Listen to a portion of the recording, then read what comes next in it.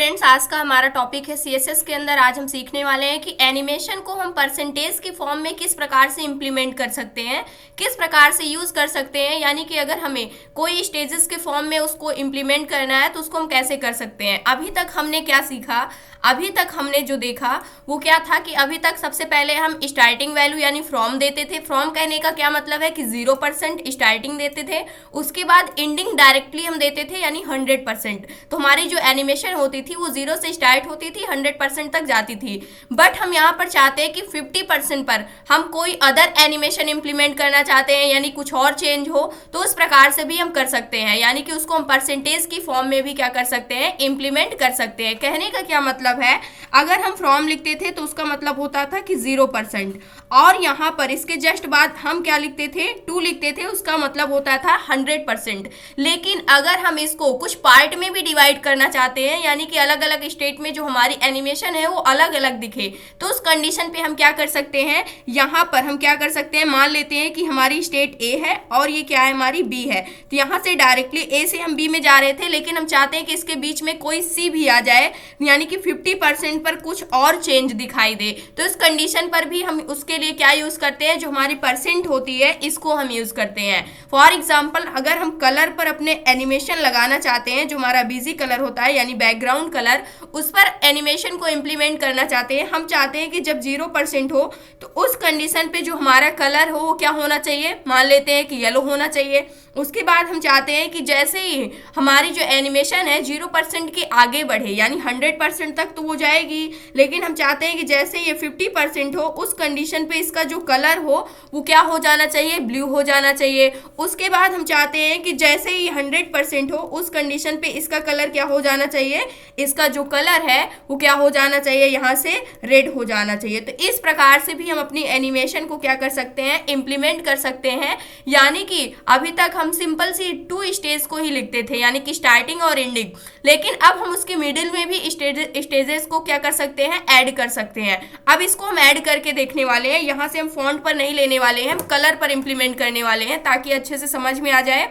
तो यहाँ से हम अभी के लिए यहाँ पर आ जाते हैं, जहाँ पे हमने फ्रॉम और टू को यूज़ किया था, ये हमारी फॉन्ट के लिए थी। हम यहाँ पर सिंपल सा कलर के ऊपर इंप्लीमेंट करने वाले हैं। तो यहाँ से इसको हमने क्या कर दिया, 0% कर दिया। 0% पे क्या होनी चाहिए हमारी एनिमेशन, जो बैकग्राउंड कलर है वो कैसा होना चाहिए, यहाँ पर मैजेंटा होना चाहिए। उसके बाद हम चाहते हैं कि जैसे ही हमारी एनिमेशन 50% पे पहुंचे उस कंडीशन पे जिसका बैकग्राउंड कलर है वो क्या होना चाहिए, ब्लू कलर होना चाहिए।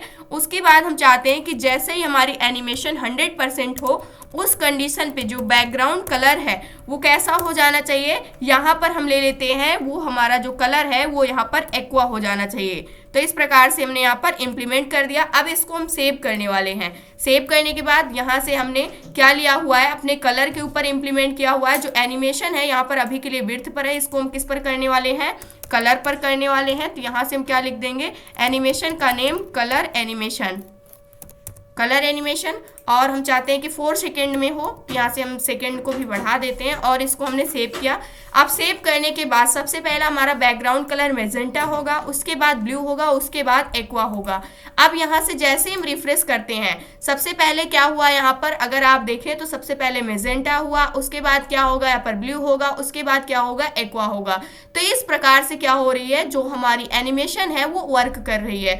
अगर यहाँ पर आप देखते हैं तो यहाँ पर हमने जो टाइमिंग लिया हुआ है यहाँ से, यानी कि यहाँ पे फंक्शन के लिए वो क्या लिया हुआ है, इज इन आउट लिया हुआ है। अगर सिंपल सा हम इसको इज इन रखते हैं, उसके बाद सेव करते हैं, सेव करने के बाद रिफ्रेश करते हैं, तो सबसे पहले क्या होगा, जो हमारा कलर होगा यहाँ से आप देख सकते हैं वो चेंज हो रहा है। मेजेंटा होगा, उसके बाद ब्लू होगा, उसके बाद हमारा कलर एक्वा होगा।